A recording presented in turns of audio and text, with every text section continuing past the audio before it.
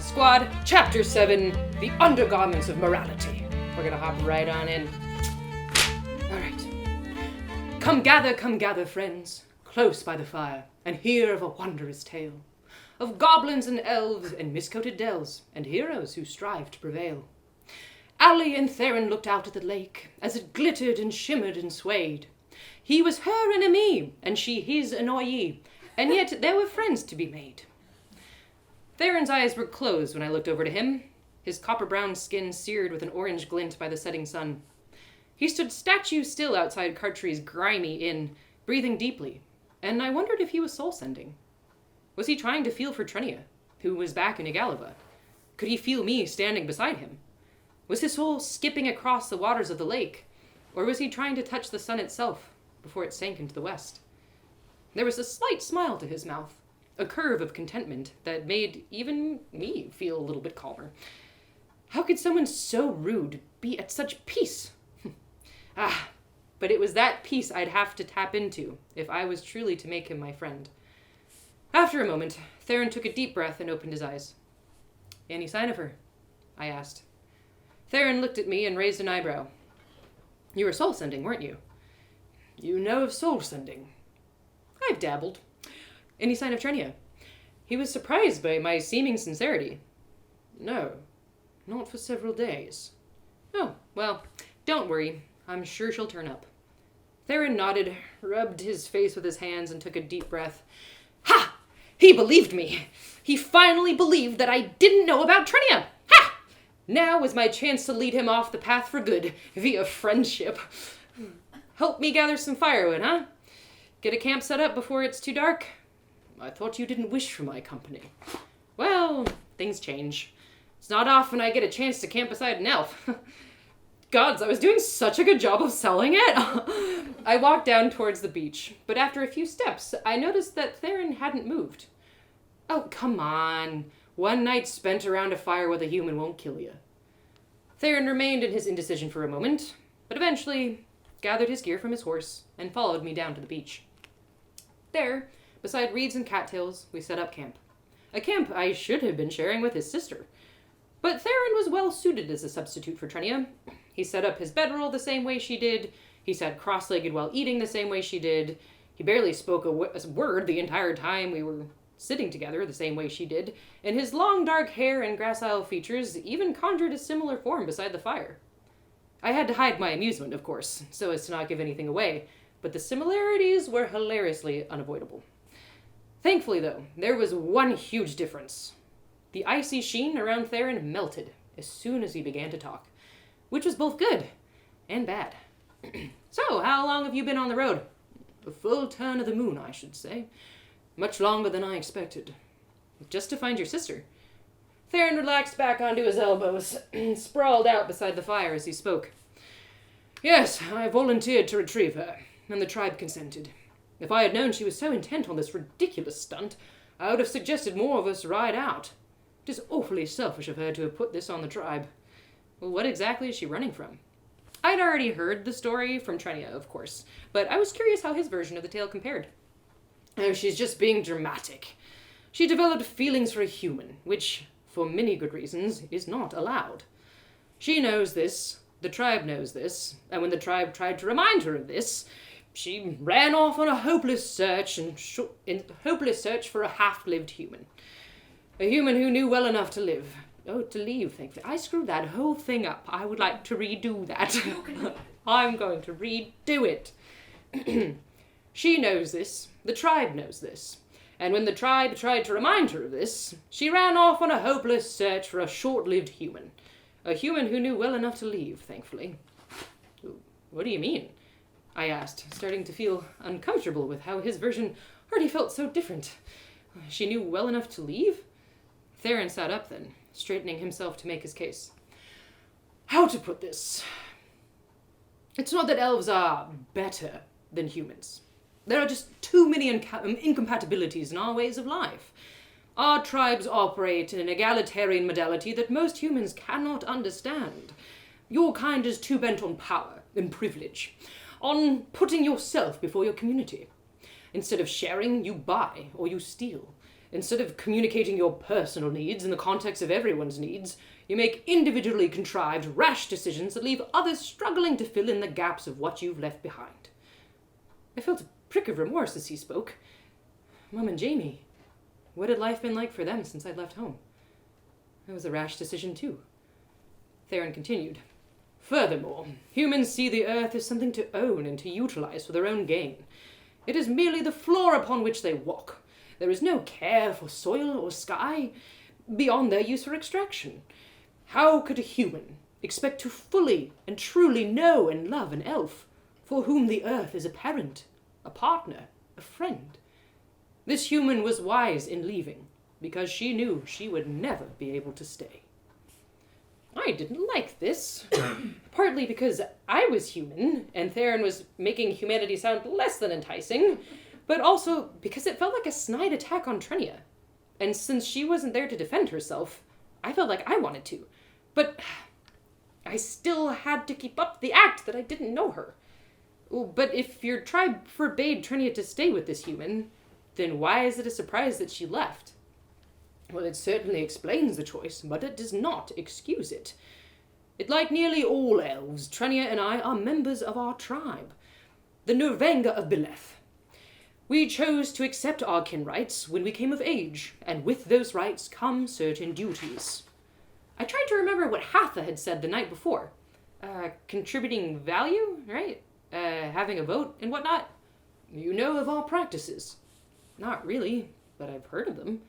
Right. Well, the only way to respectfully leave the tribe and remit one's duties are to give up these kin rights, which can only be done with consent of the tribe.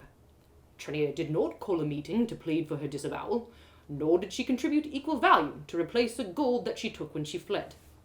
Furthermore, and perhaps the most disrespectful of all, Trennia left just as our aunt was slipping out of Nirgantha into the long sleep, and was not present for her burial rites.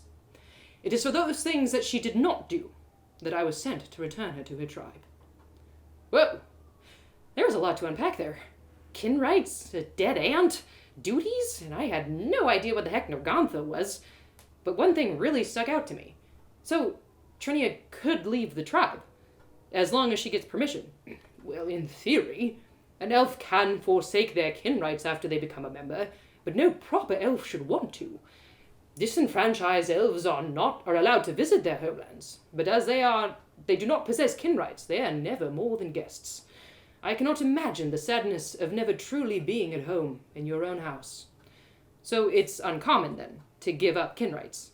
I thought about the elven messenger I'd met in Fribbleshire, and about the elves I'd seen in Derry, and the trapmaker Hatha had met in the Jolly Robbers.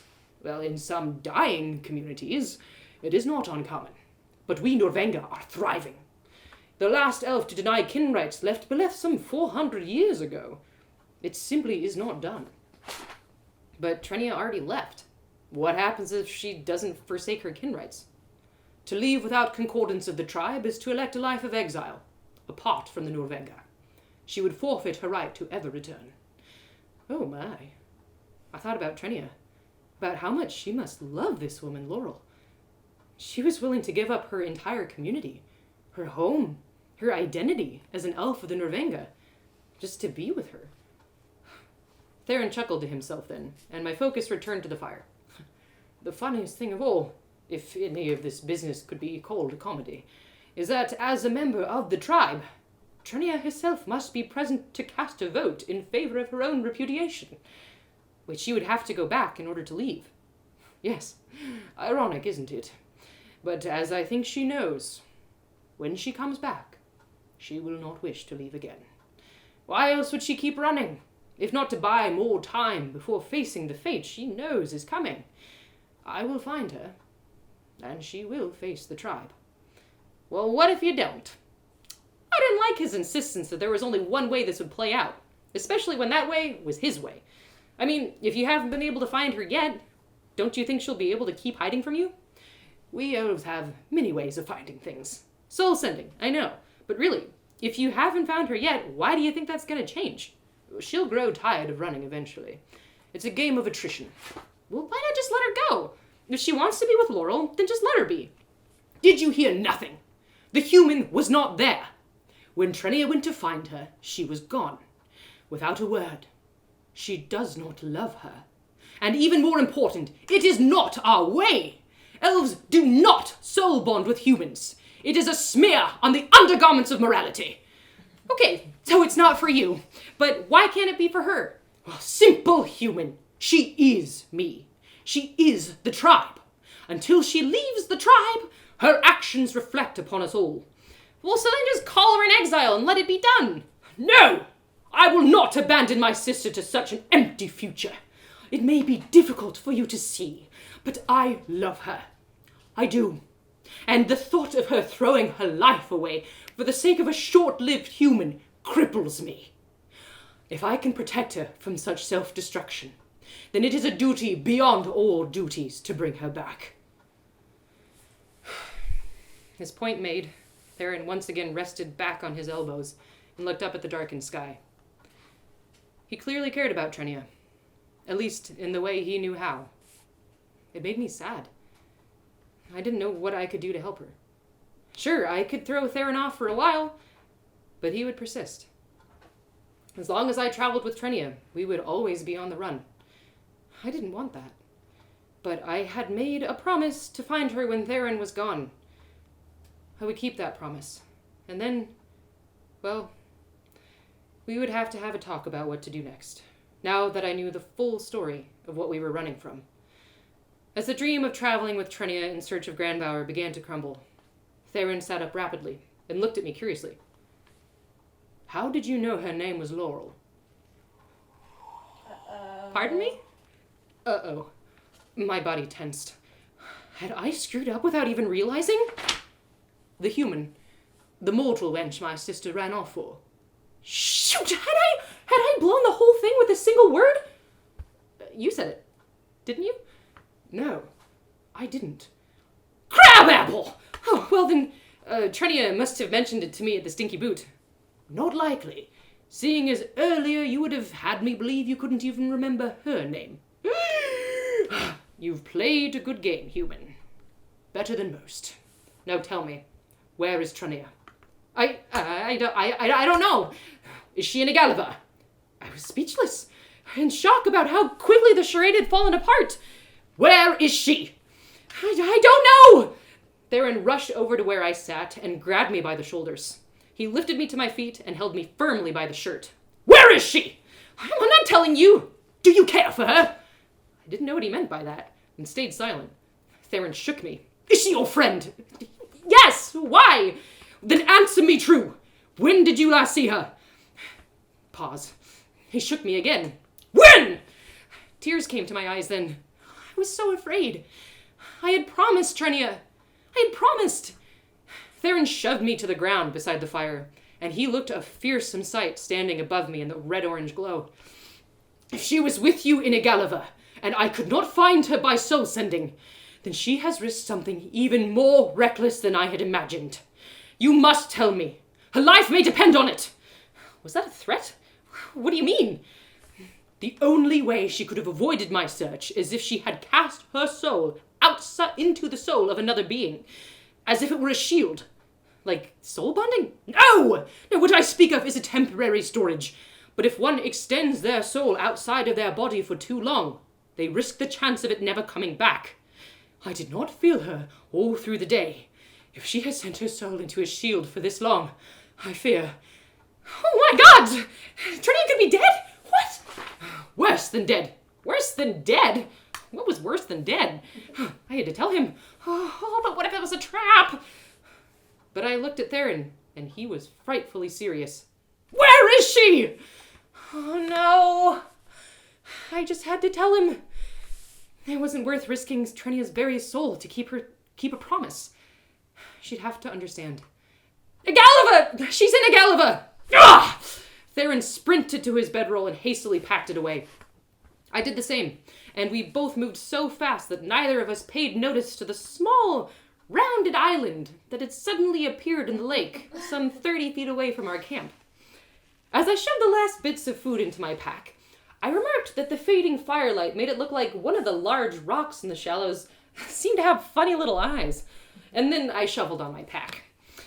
I stood beside the fire for a moment with my back to the shore, debating on whether or not to douse the flames. But when Theron began racing up the sand towards the horse, I decided to let the fire be and dashed off to follow him. I heard a strange snapping sound come from behind me as I ran, like a large stick cracking in the heat of the fire, and I hoped I had made the right decision to leave it be. Theron's horse was hitched to a post beside the inn. He fastened his pack alongside the saddle and unleashed the lead, only pausing his work when he saw me standing beside him. "What are you doing?" "I'm coming with you." "Like heck you are. I know where Trennia is. It's faster alone. I'll find her quick enough." He lifted a leg to mount the horse, but I grabbed his thigh and pulled him down. No! I promised to get her when you were gone. She'll be expecting me, not you." Just then, the gruff barkeep stepped out of the inn and laughed as he saw me holding Theron's leg.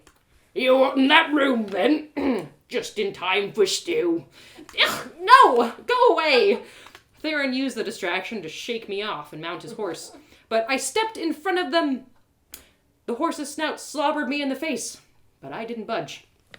"She was ready to draw blood at the stinky boot, Theron. If she sees you now without me there, she might kill you. You need me. You both do." Theron stopped trying to maneuver around me and sighed. He resented it, but he knew I was right. "Get on, quickly." Theron helped me up behind him. He patted the horse on his neck and muttered in a whisper, "Intellit Freya Utharuth." I was so delighted to hear Elvish that I nearly fell off the horse as we bolted forward. We rode and rode and rode some more, until flecks of foam spattered our faces as they flew from the horse's mouth.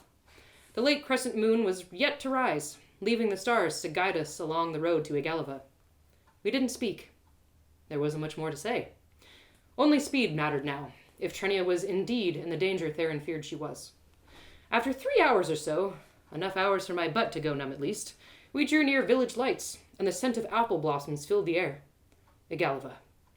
I directed Theron to the cottage at which Trennia and I had split ways, and I held on tight as his horse jumped the fence that cordoned off the orchard. "Where is she?"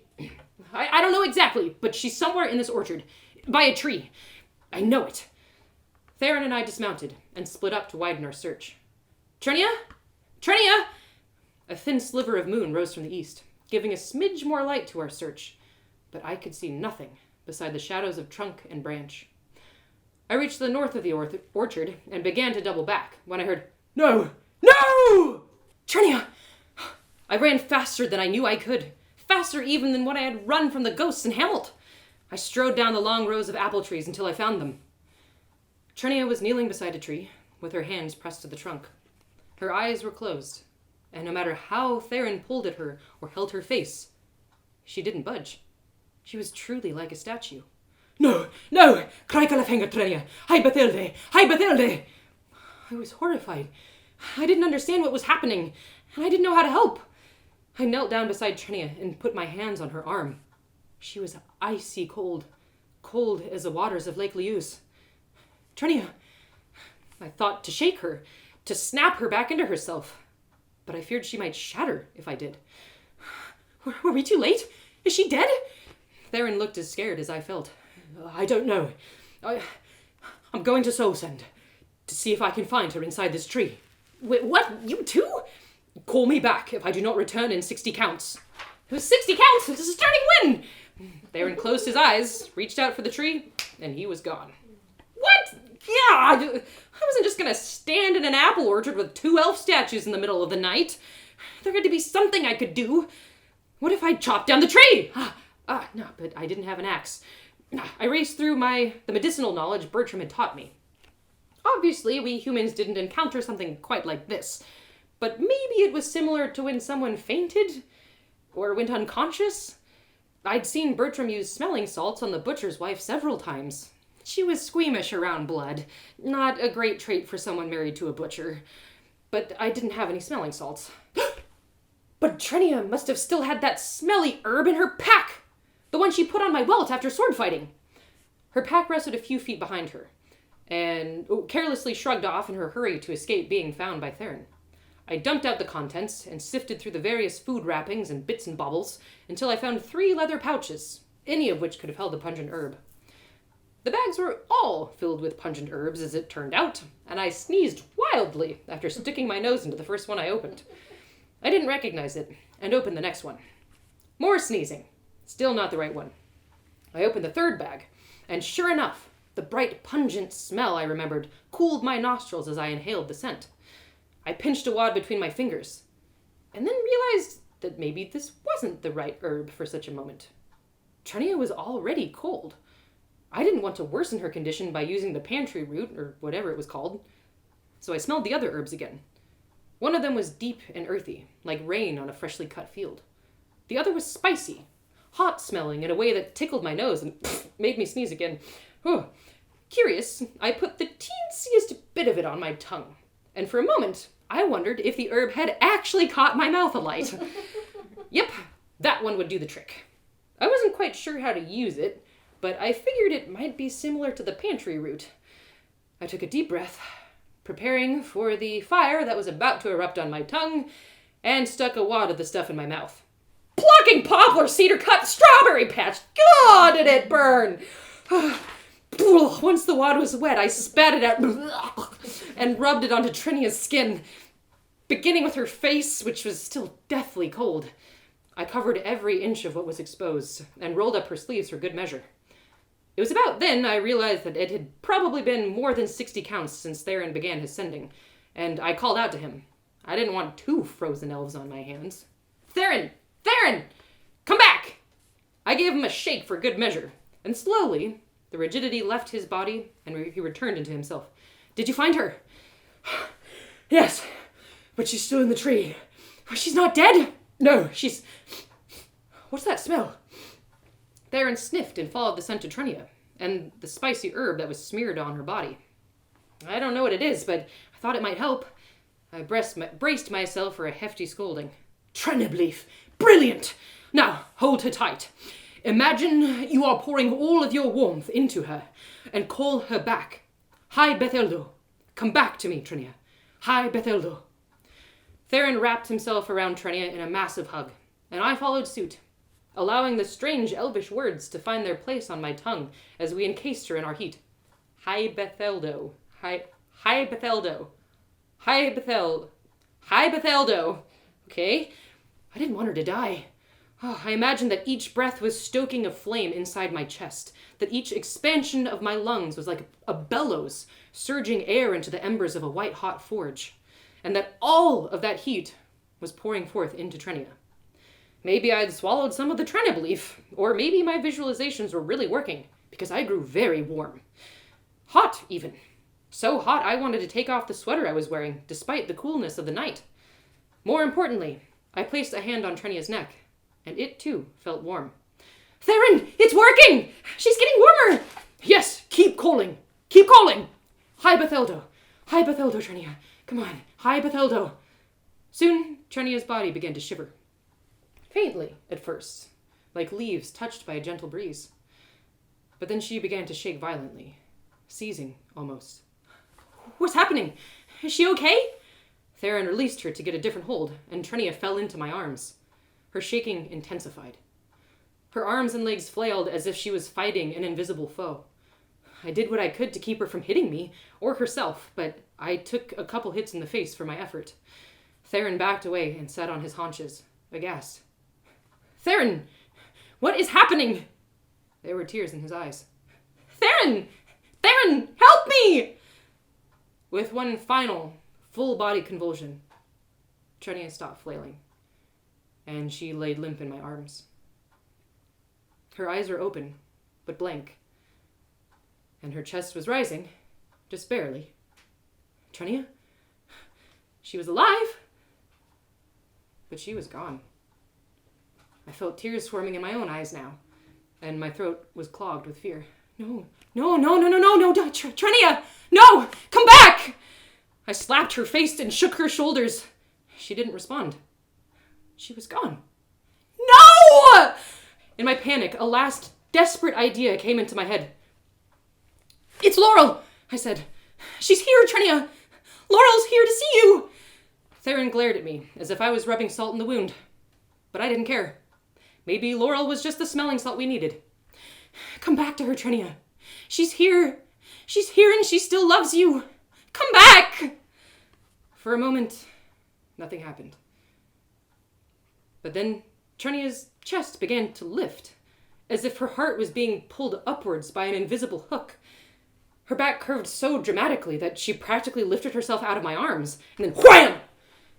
Her bend released and she dropped back into my lap, gasping for breath. She was back! She was back! I hugged her tightly and she returned the embrace with such strength that she cracked my back.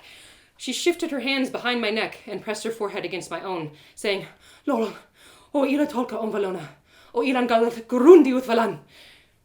I felt her tears fall onto my cheeks as she held me close. And then, thinking I was Laurel, she lowered her lips to mine and kissed me. Ah! Her grip on my head was so strong, I couldn't back away. And there it was. Technically my first kiss. It was certainly a strange first kiss, as she thought I was someone else and I wasn't kissing back. But there was so much passion in the way she went for it. It felt rude to interrupt her, especially since this passion is what saved her soul from an eternity adrift.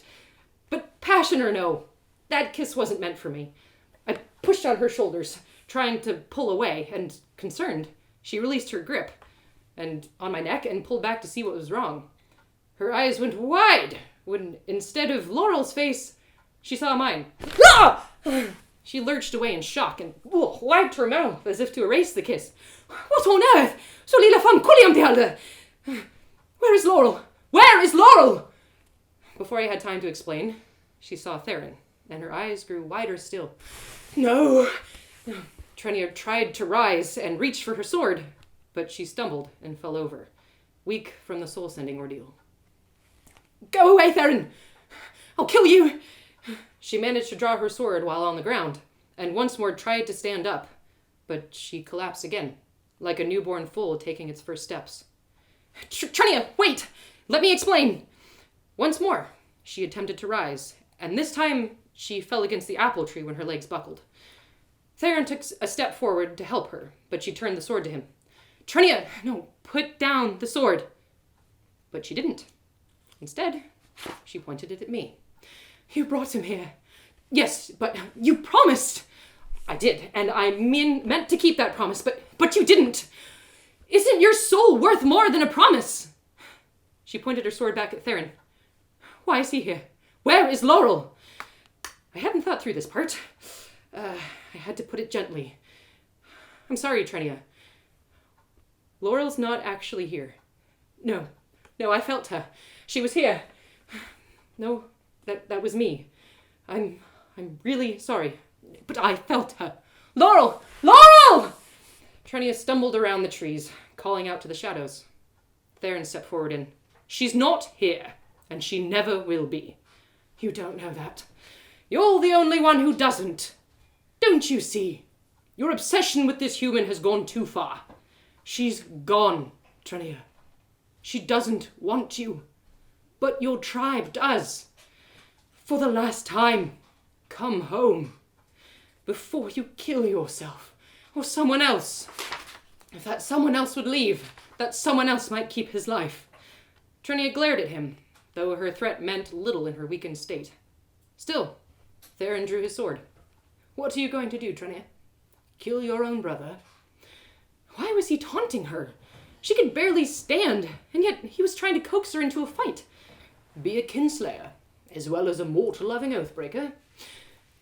His words hit, and Trennia leapt at him, swinging her sword. He parried the blow easily, and Trennia had to support herself with an apple branch to keep from falling over. Stop it! I yelled. Before you hurt yourselves! But they didn't listen. She launched at him again, letting loose a string of strikes, all of which Theron blocked with ease, until, eventually, Trennia fell down from the effort. Theron lowered his sword. Give it up, Trennia. You've lost. It's over. But Trennia didn't accept it. No! She shoved herself back on her feet and swept at Theron's head. He dodged and kicked Trennia's legs out so that she fell to the ground once again. But still, she would not give up. With a desperate cry, she pushed herself up and attacked Theron with another slurry of blows until they drew apart, panting. The deadliness in Trennia's eyes scared me, as did the ferocity in Theron's. With nothing else at my disposal, I pulled out the 2 wooden practice swords strapped to my pack, and as Trennia and Theron launched at each other, I swung out my 2 swords to block them both at once. Their metal blades cut into my swords, but the wood didn't break. In fact, the wood caught their blades, like axes in a stump, and in their confusion, I swept down my swords and disarmed them both. Stop it! Killing each other won't solve anything! Brother and sister turned to me in surprise. You're better than this! Both of you! Trennia's weakness proved too strong, and she fell to the ground. This time, she stayed down. Theron's feathers were ruffled by the intrusion, and he walked towards me to reclaim his sword. How dare you interfere with... You shush, okay? Your talking ain't getting us anywhere. Back it up! I pulled his sword out of my wooden blade and held it away from him. Perhaps he was insulted, or perhaps he agreed. Either way, Theron grew speechless. A sight of him I much enjoyed. I made my way to Trennia. She looked broken. Beyond repair, almost. I knelt down beside her and put an arm behind her to keep her upright. She didn't back away from the touch, so I ventured a few words as well. I'm sorry I broke our promise. Nothing went as planned today. I couldn't get Theron to leave Agalava, so I left, and he followed me. As we got to talking, he told me what you must have been doing out here to avoid being seen, about sending your soul inside of another. And he told me you might die a death beyond dying if you sent it away for too long. Telling him was the only way to save you. We were still almost too late. I began to tear up again, as the sight of her lying vacant in my arms returned to mind. You were gone, Trennia. For a while there, you were gone. I reached out and squeezed her hand in my own. It was limp, lifeless almost, and for a moment I panicked at the thought that maybe she had wanted to be gone. But then I felt her hand squeeze back, and she raised her deep brown eyes to look at me. I am sorry to have put this on you. Your shoulders were not meant for such a weight. We sat there in silence for a moment, our hands locked and our eyes closed, giving space for the frenzy of what had happened to simmer down. Trennia, Theron told me everything. About your kin rights, your wish for disavowal, about Laurel, everything. Enough that I think he's right. As much as I hate to say that. You should go home. Both Trennia and Theron looked at me with shock. Listen, you say you're a warrior, that you're fighting for your dreams, but you're just running, hiding, losing yourself in trees. That's not what a warrior does. No, you've got to face it. Go home and face the fight, to whatever end. Be it your disavowal, renewing your kin rights, or exile. Just face it. Trennia's eyes began to glisten as she met my gaze. Even if you find Laurel, even if she does want to be with you, you don't want to be running for the rest of your lives. We locked minds in that weird way I'd grown used to with her, and it was clear something had changed. An acceptance of something beyond herself. I suppose a near soul-death experience will do that to a person. She closed her eyes, which broke both the moment and the dam that held back her tears. Theron respected this silence for a while, but eventually he too knelt down beside Trennia. He placed a hand on her knee and spoke softly. Sister, come home. Trennia met his gaze and sighed. Deep in her bones, she knew what she had to do. She turned to me. What about you? Oh, I'm coming with you. You still have to help me find Grandbower, and teach me how to fight, and soul send. A deal's a deal. Besides, you're my friend. I'm not about to leave you on the eve of your biggest battle. Trennia smiled and wept anew with gratitude. No. Oh, heck, I'd almost forgotten about Theron. This human is not coming to the Norvenga. Trennia made to stand up, and I helped her to her feet. Yes, she is. We go together, or not at all. Trennia, have you learnt nothing of your mistakes? The tribe will not consent. While I still possess kin rights, she is welcome as my guest. Ugh, come on. I guess there was a rule about that. Why must you always be so difficult? Hey, you're getting what you wanted. She's going home. Don't be a Mr. Grumble Grump about it, okay? Theron didn't much like the name, which made me like it all the more. Fine. But when we get, then you get to be the one who tells Mom and Dad. I can't wait to watch that. It was at that point that we noticed several lanterns approaching us in the dark. Oi! Who's that in my orchard? Oh, of course, sir, a noise that alarmed the village. Shouting and swords in the middle of the night? Who wouldn't be alarmed? Oh, is that you little rogue? And your sneaky friend? Oh, stick, we gotta go. If there was anything left to debate about our next step, it evaporated. I guided Trennia to Theron's horse as quick as I could and helped her to mount, while Theron repacked Trennia's belongings and shrugged on her bag. He took the reins and led the horse forward at a run, out of the orchards and back towards the road. I ran behind him, just an arm's reach away from Trennia to make sure she didn't fall off. Hey! You skunker off! And you stay off! Rogues! My. What a day it had been. We were heading exactly where we were trying to avoid. We were being chased by an angry mob of villagers, and I was exhausted beyond words. Yet, I could not contain my excitement. I was going to see the elves. When we reached the crossroads on the eastern side of Agalaba, Theron slowed his horse and turned towards the north, towards Beleth and the Norvenga.